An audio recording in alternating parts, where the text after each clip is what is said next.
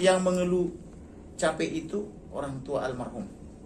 Yang pria tapi ya, kalau ibunya, tantenya, kakaknya, adiknya semua semangat. Nah, jadi dia bilang kepada saya, cukuplah, lelah, katanya. Menuntaskan satu surat kuasa aja 3 bulan kan gitu. Ditangkaplah ini semua ini apa namanya, tersangka ini termasuk putri, diserahkan kepada Jaksa Agung. Nah harapan kita nanti Jaksa Agung menahan putri dan yang lainnya. Jadi kita harap Jaksa Agung belum terima doa kan begitu. Merenungkan sikap dan perbuatannya. Dan kita harapkan dia sebelum dihukum mati, karena ancamannya hukuman mati, sadar dan bertobat kan begitu, supaya bisa masuk surga kan begitu ya. Bersama penyidik Bareskrim Polri, perwira-perwiranya. Tujuannya ke Jambi adalah melengkapi berkas daripada almarhum Brigadir J, atau melengkapi berkas laporan saya tentang pembunuhan terencana sesuai pasal 340 KUH pidana, 338 KUH pidana, dan 5556. Apa yang mau dilengkapi? Karena tersangkanya ini kan banyak. Ada Ferdy Sambo, ada Putri Chandrawati, ada Barada Richard Eliezer, ada Ricky Rijal, ada Kuat Ma'ruf, dan tersangka-tersangka lainnya. Sedangkan dulu ketika saya melaporkan, itu hanya dibikin rangkap 4 BAP-nya, BAP Pro Justisianya itu. Nah, ketika mereka tawarkan ini untuk difotokopi, dikasih ke jaksa tidak mau, dia mau asli semua, supaya hakim tidak menolak juga. Maka kami besok ke Jambi itu membawa BAP untuk ditandatangan supaya jadi asli semua. Jadi diperlukan rangkap berapa puluh lagi, jadi totalnya 110 rangkap kurang lebih. Jadi tujuannya hanya tanda tangan aja besok. Begitu ditandatangani, selesai sudah, Selasa Senin langsung balik ke Jakarta, langsung mereka daftarkan ke kejaksaan atau limpah ke kejaksaan. Harapannya Selasa atau Rabu sudah P21 kasusnya. Artinya itulah puncak daripada kinerja penyidik kepolisian. Yang mana dulu saya katakan kalau saya jadi penyidik setengah hari selesai. Nah ini supaya ini selesai, saya bawa penyidik besok ke Jambi, saya dampingi 11 orang saksi. Di antara saksinya itu adalah orang tua almarhum Brigadir J, ada ayahnya dan ibunya untuk tanda tangan 10 BAP lagi. Kemudian kakak dan adiknya 2 orang. Kemudian tenaga medis dari Sungai Bahar 2 orang. Kemudian tantenya yaitu Rohani dan Sangga Sianturi. Kemudian mantan kekasihnya atau tunangannya Vera Simanjuntak. Nah inilah besok yang saya bawa, saya undang ke Polda Jambi. Nah besok penandatangannya di Jambi, pelengkapi berkas-berkas ini. Nah begitu lengkap berkasnya, kami langsung balik ke Jakarta, langsung antarkan ke Jaksa Agung, Kejaksaan Agung ya. Maka diteliti dalam 1-2 hari oleh jaksa, lengkap langsung P21 gitu. Habis P21 maka ditangkaplah ini semua ini apa namanya, tersangka ini termasuk putri, diserahkan kepada Jaksa Agung. Nah harapan kita nanti Jaksa Agung menahan putri dan yang lainnya. Karena kita harapkan Jaksa Agung tidak tersangkut dengan kepentingan lain. Kalau putri ini kan kita duga dia ada tersangkut dengan yang lain karena rajin kirim doa toh. Jadi kita harap Jaksa Agung belum terima doa kan begitu, supaya nanti tegas menangkap, menahan dan menyimpan di atau menitipkan di rutan kejaksaan kan begitu, supaya beliau bisa merenungkan sikap dan perbuatannya. Dan kita harapkan dia sebelum dihukum mati, karena ancamannya hukuman mati, sadar dan bertobat kan begitu, supaya bisa masuk surga kan begitu ya. Laporkan mereka ini mustahil jadi tersangka ya, karena saya yang pasang badan dulu melaporkan itu, karena kan tidak ada yang berani toh. Jangankan masyarakat, polisi sendiri pun takut, jenderal sendiri pun takut kan begitu, karena kan orang kuat ini, yang jaringannya atau circle-nya atau lingkarannya di mana-mana kan, lingkarannya itu antar lembaga kan begitu. Nah, maka saya pasang badan, saya laporkan dengan kecerdasan dan kenekatan saya kan begitu. Pasang badan saya, walaupun saya dimaki-maki, dibully, oleh masyarakat awalnya, termasuk oleh lembaga-lembaga itu, bahkan saya diancam-ancam mau ditangkap, dilapor lah, saya nggak peduli. Karena saya yakin dengan laporan saya punya bukti, karena saya juga punya teman-teman banyak intelijen yang mensuplai informasi kan. Nah, tetapi ayah almarhum mungkin karena sudah tua ya, kurang sabar mengikuti perkara ini, atau mungkin juga karena dia tiap hari mendengar berita anaknya terus difitnah. Jadi dia darah tingginya mungkin atau tensi darahnya mungkin meningkat ya. Karena kan pertama dibilang almarhum Brigadir Joshua memperkosa Putri Chandrawati di Duren 3 Jakarta Selatan. Ketika pulang dari luar kota dengan berpakaian yang minim, almarhum masuk ke kamarnya lalu memperkosa. Kan itu awalnya dibilang. Lalu perkataan itu diduplikasi semua oleh Kapolres, oleh Karopenmas Polri, oleh Benny Mamoto dari Kompolnas, oleh Kompolnas, oleh Komnas Perempuan, dan lembaga-lembaga terkait termasuk DPR. Kan begitu. Itu saya lawan, tak mungkin ajudan bisa berani masuk ke ruang jenderalnya. Jangankan menyentuh istri jenderalnya, nengok engsel pintunya itu tidak berani tuh. Karena situ ada CCTV. Dan saya banyak kan bergaul dengan Pangdam dan Kapolda toh. Saya tahu betul bagaimana ajudan itu diperlakukan. Justru saya sering stres melihat ajudan itu. Ditanya sama jenderalnya, sudah makan belum? Siap katanya. Saya bingung, sebenarnya dia sudah makan apa belum, kok jawabnya siap. Apapun siap-siap. Nah, jadi menerjemahkan siap itu saya bingung. Justru mereka itu seperti orang tidak merdeka kalau ajudan itu. Tidak bisa ngomong macam kita ini bebas kan begitu. Seperti sipil toh. Nah. Jadi bagaimana seorang ajudan bisa memperkosa istri jenderal? Kan gak masuk akal tuh, apalagi istri Kadipropam lagi. Orang the full power di Indonesia ini bisa memeriksa Kapolda, bisa memeriksa yang lain gitu. Masa ajudan dengan pangkat brigadir bisa memperkosa istri jenderal? Kalau jenderalnya bintang 2, istrinya biasanya bintang 3 kan, saya bilang gitu kan. Masa kepada bintang 2 aja dia segannya minta ampun, masa berani memperkosa bintang 3 kan begitu. Nah, ternyata mereka bilang, oh Ferdy Sambo itu dia sendiri harus pergi PCR, sedangkan buat umum saja dikasih gratis, yaitu rapid antigen kan itu gratis loh, cuma-cuma benar. Saya tidak tambah-tambah. Itu gratis di lantai 4. Dan di zaman dia itu dibikin gratis, zaman dia jadi Dirtipidum. Nah, kemudian dia jadi Kadipropam pula. Nah, maka saya bilang, periksa NAR-nya, periksa peduli lingkungi, periksa siapa yang melakukan PCR, di mana periksa CCTV, periksa CDR teleponnya, periksa operator. Saya yakin dia ada di rumah itu.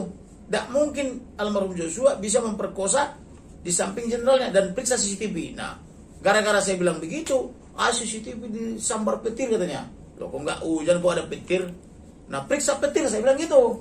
Nah, kemudian periksa DPR-nya. DPR-nya tiba-tiba dicopot oleh, diperintahkan seorang AKP dari Subdit 4 Polri. Nah, karena dia nggak ngerti, si AKP ini memanggil temannya, atau memberikan temannya, atau merepresentasikan temannya, namanya Afung. Afung ini CCTV, nah, yang copot, dikasih ke Propam. Nah, yang menguasai Propos. Nah, waktu itu ketika dikuasai di PDR-nya ini sama CCTV ini, waktu itu sudah beredar omongan bahwa Ferdy Sambo ketika pulang sudah terjadi tembak-menembak, dan dia sudah melihat kematian itu kan begitu. Bahkan andai kata saya di situ juga akan ikut menembak kan begitu kan. Nah, ternyata ditonton oleh Kompol Cuk Putranto, komandannya CS, Kombes S, dan ternyata dilihat ketika Ferdy Sambo datang ke rumah dinas itu, almarhum masih hidup di luar, dan benar kata saya itu cuma di luar, di dekat pos polisi. Nah, justru karena dipanggil ke dalam, ditembak, disiksa di dalam kan gitu, disiksa dulu ditembak kan begitu. Maka perkataan saya benar, bukan hoax. Karena saya katakan kan, ajudan itu hanya berani itu di pos, atau kalau haus pergi dari lewat belakang minta minum ke mbaknya kan itu, kayak asisten rumah tangga kan itu. Tidak ada cerita ajudan masuk ke dalam ruang tamu jenderal loh, kecuali dipanggil. Ke kamar pun bisa masuk kalau disuruh kan begitu, misalnya ngangkat barang tau kan gitu. Nah, maka perkataan saya teruji benar gitu. Kemudian mereka sudah melaporkan pemerkosaan tanggal 9 Juli. Mereka juga sudah melaporkan percobaan pembunuhan. Tersangkanya Brigadir J melakukan percobaan pembunuhan pakai senjata. Jadi pasalnya 338 junto 53. Jadi 2 pasal dilapor, 338 dan junto 53. Karena saya bongkar kebohongannya itu, maka laporan mereka itu sudah gugur SP3. Waktu itu Saya minta ambil alih laporan mereka itu oleh Mabes Polri, dalam hal ini Barreskrim. Karena saya yakin itu bohong. Waktu itu laporan mereka baru dilapor langsung lengkap berkasnya. Jadi lapornya hari itu, SPDP hari itu, gelar perkara hari itu, semuanya dilakukan hari itu. Di sore malam hari itu. Nah, ternyata setelah diperiksa oleh penyidik Barreskrim semua hoax isinya. Maka ditutup laporan dia tentang diperkosa di Duren 3 ditutup, tentang almarhum dituduh mau membunuh di Duren 3 ditutup, dua-duanya ditutup. Karena sudah ditutup Duren 3, pindah dia tanggalnya. Oh, nggak jadi diperkosa di Duren 3. Diperkosanya itu tanggal 4 rupanya. Di Magelang katanya. Pindah tempat dan pindah waktu. Kalau tadinya dibilang tanggal 8 Juli 2022 diperkosa di Duren 3, pindah menjadi tanggal 4 Juli 2022, pindah pula ke Magelang kan begitu. Di situ rupanya diperkosa katanya. Maka aku sertai bukti, ku periksa WhatsApp. Ternyata tanggal 4 dia kirim WhatsApp ke adiknya almarhum. Almarhum dipotret lagi menyetrika baju anaknya, baju-baju sekolah yang ada logo OSIS yang saya sebarkan di media itu toh. Dipuji-puji. Reja, kamu kesini enggak? Kamu libur enggak? Bantuin kakakmu ini rajin banget, luwes banget, multi talenta, sampai bingung mau kasih gaji berapa katanya gitu.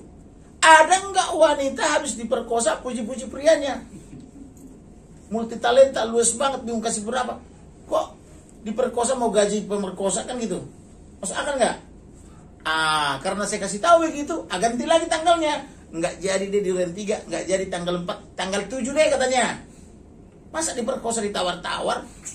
Maka saya bilang ini wanita ini rindu diperkosa karena dia sudah nenek-nenek melihat pemuda yang ganteng berhayal diperkosa, saya bilang itu.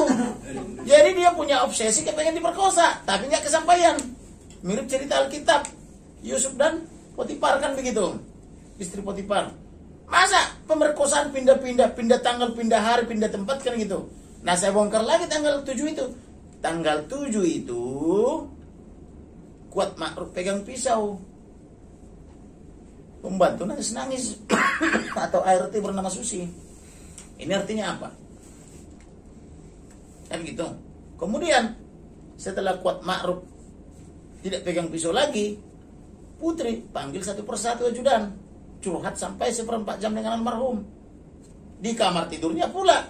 Masa orang habis diperkosa ngajak prianya minta nambah. Minta. Dia bilang lu artinya ngajak prianya atau pemerkosanya bicara-bicara empat mata, harusnya kan takut kan? Iya. Namanya orang diperkosa, dia kan tinggal telepon, Dirkrimum Polda Jawa Tengah, tangkap ini, kan harusnya gini. Kok masih tidur bersama di rumah itu satu malam lagi? Petugas kesehatan, periksa ini alat kemaluan saya. Apa namanya itu? Ada kerusakan kan begitu kan? Dibuatlah visum repertum. Kemudian ada pula visum psikiatrum kan begitu, karena korbannya wanita kan diperkosa toh. Ini tak ada. Sudah bicara Pak Mata, nginap satu malam lagi, besoknya dikawal pula oleh almarhum, dikawal dari Magelang ke Jakarta. Wanita mana yang sudi seperti itu? Tukang becak pun tak sudi, saya bilang. Tukang becak pun tak sudi mengizinkan istrinya diperkosa lalu dikawal lagi oleh si pemerkosa. Bilang, ini bagaimana? Ini kebanyakan makan uang haram nih, judi online. Saya bilang gitu lah, kesal saya kan gitu, karena otaknya menurut saya nggak waras lagi kan. Itulah terbongkarnya judi online kan gitu. Ini kebanyakan makan uang judi 303 ini, saya bilang gitu. Jadi rame lah 303 itu. Jadi bukannya saya melebar, bukan, artinya ada alasan saya mengatakan itu. Kan seringkali kan masyarakat ini kan suka marah sama saya, tidak fokus kepada kerja katanya. Tapi itu kena saya ucapkan karena ada dasarnya. Kok orang diperkosa nawar-nawar di Duren 3 pindah ke Magelang tanggal 4, dari tanggal 4 gak jadi pindah ke tanggal 7 gitu loh. Maka saya katakan ini kebanyakan makan uang haram, makan uang judi, uang narkoba kan begitu. Itu dasarnya gitu, bukannya saya melebar. Nah gitu loh, jadi seperti itulah. Jadi harapan kita dan mohon juga didoakan supaya ada kepastian hukum tentang kasus Brigadir J ini. Kan saya juga malu juga saya. Dan saya tidak pernah mundur loh. Yang mengeluh capek itu orang tua almarhum. Yang pria tapi ya, kalau ibunya, tantenya, kakaknya, adiknya semua semangat. Tapi orang tuanya yang laki-laki maklum karena sudah lama tidak bekerja, jadi kita kan tidak tahu kondisi kesehatannya. Jadi dia bilang kepada saya, cukuplah, lelah katanya. Menuntaskan satu surat kuasa aja 3 bulan kan gitu. Itu kan bukan saya, itu kan penyidik. Kalau saya mah setengah hari selesai. Saya bilang, kenapa setengah hari? Tangkap semua ini, ibaratnya mohon maaf, inilah semua berlalu kan, terduganya kan, tangkap, periksa di kamar sana satu, periksa di kamar sini satu, periksa di kamar sana satu, periksa di kamar sana satu kan. Pasti keterangannya berbeda toh, ketahuan siapa pelakunya. Tapi karena dibiarkan orang ini berkompromi, copot di CCTV, berunding, ini dikasih 1M, ini 500, ini kasih 5M kan gitu. Akhirnya ini jadi sesuai omongan saya kan gitu. Kan itu ceritanya, diantar ke Komnas, ke LPSK, amplop, diantar ke Komnas sana, amplop atau dua-dua itu.